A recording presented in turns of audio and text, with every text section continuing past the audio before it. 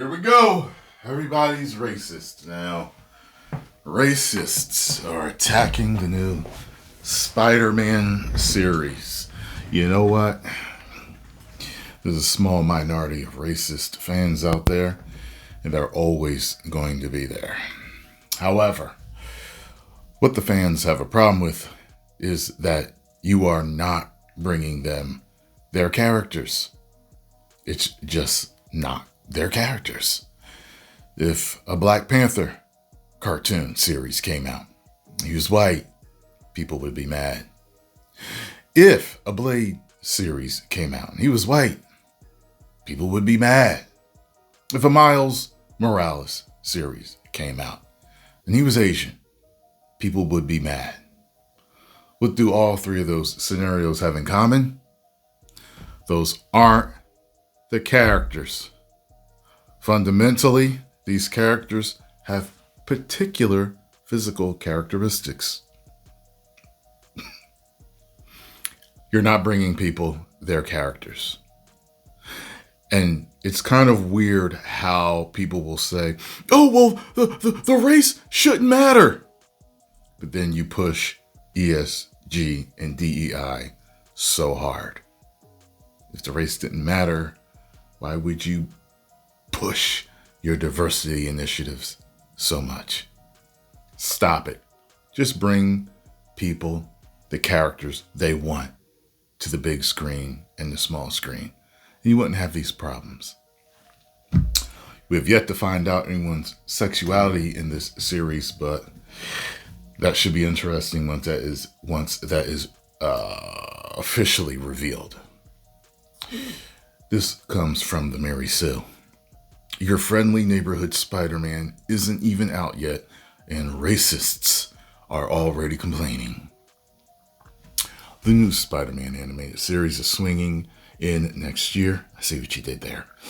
Your friendly neighborhood Spider-Man will present Peter Parker as a high school era Spidey, contending with the villains and problems on top of his schoolwork.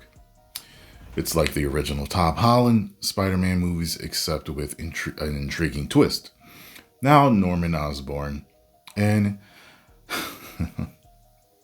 Harry Osborn are a little different.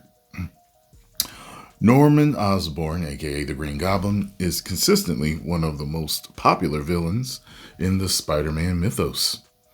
But now a whole lot of people who claim to be Spider-Man fans are throwing their toys out simply because this version of Norman is black. They're not throwing their toys out.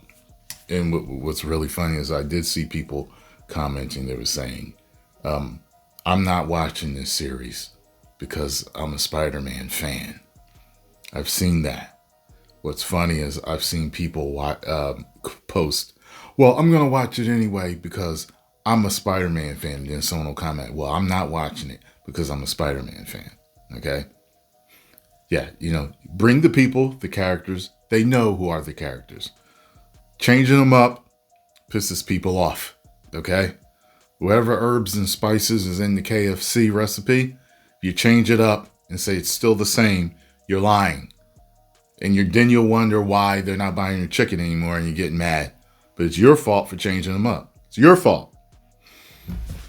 Yep, the same people who showed up to comment woke and DEI on everything now are commenting on your friendly neighborhood Spider-Man. By the way, go watch my reaction. People are loving my reaction to that.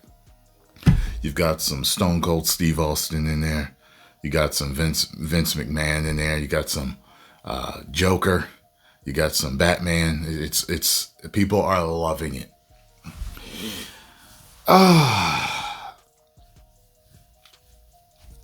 Not only is Norman Osborn black, but his son Harry is as well, and people who probably didn't even care all that much about the characters are completely furious. That's false. Some are saying that changing Norman and Harry to black contributes to ginger erasure, a so-called problem that is 100% made up. Oh, now that's a bold-faced lie. There are charts out there. Just Google them. The charts of all of the redheaded characters that have been race swapped over the years. It's amazing. It's an amazing amount.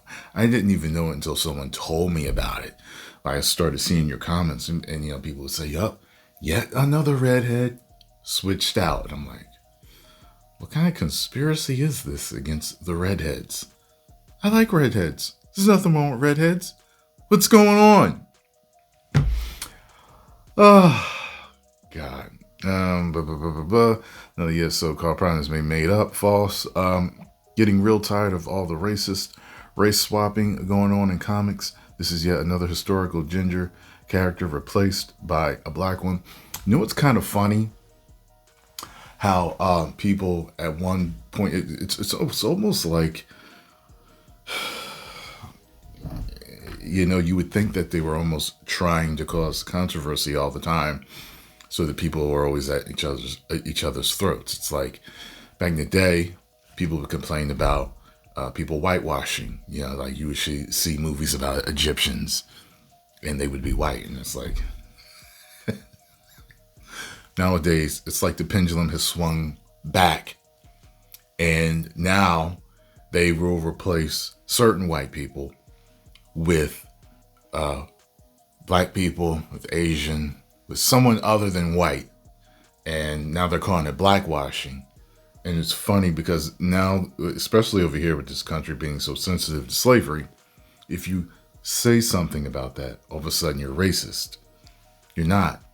You just want the characters to be accurate. Just like in the older days when they were making white people into Egyptians, people wanted things to be accurate too. It's the same thing. It didn't make people racist back then to say, hey, well, Egyptians weren't white folks. Okay? Like, what? It's a pity. It's a pity. This is exhausting to watch. And it happens every time a black person takes a role previously written as white. It doesn't happen every single time because it was done with the Punisher, not with the Punisher. With Daredevil back in the day. Michael Clark Duncan was the Kingpin, and people liked it. People didn't have a problem with it. People, I didn't hear not one person say, Kingpin's not black, because these were different artistic choices made that were just different for men. Like they wanted to make Marlon Wayans Robin in the Batman series. Yeah, I didn't know that. For Batman Forever or something like that. Or maybe he was supposed to be in Batman Returns. They were going to put him in there, but they didn't. It was something like that. People wouldn't have mattered. Like, racist might have said something, which is a small minority. But like these different choices over the years were certain characters. It's like they made them black. People weren't up in arms when they made Nick Fury black. It wasn't like this. It was when they found out that you had an initiative, the DEI, ESG woke initiative, to just scramble everything up and not give nobody anything they knew as their characters in comic books, in movies, and TV shows, and everything in between. Switching up the sexes, switching up their sexuality, everything. And it's just, oh yeah, this is your character. No, it's not. No, it's not. It doesn't make any sense. You went too far. Everyone was already accepting of different sexualities, both genders, and different races. We were already accepting of that. The majority of us are already accepting of that. Yet you continue to push until it's not that anymore. You can't give me a chocolate chip cookie and put cherries in and say it's a chocolate chip cookie. Where's the chocolate chips? Well, the cherries are, does it really matter? Yeah, I want chocolate chips in there, not cherries. Can I get that, please? Oh, what are you, biased against cherries? What are you, foodist? No, you told me it was a chocolate effing chip cookie. Can I get that?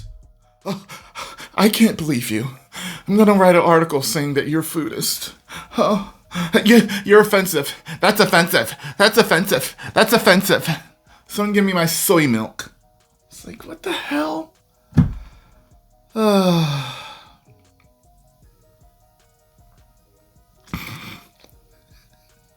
I'm done. I'm not even reading the rest of this article. You all know what the truth is. Just letting you know, people are being attacked, saying that they're racist just because they want Harry and Norman to be what they were in the comic books and not for them to switch up their characters. That's it. Okay. Well, it is what it is. If you don't make no money off of this, Disney, you know what it is. We done told you. We've been telling you for years. 10 million subscribers. Woo! Woker man does whatever a woker man does. Look out. Here comes the woker man.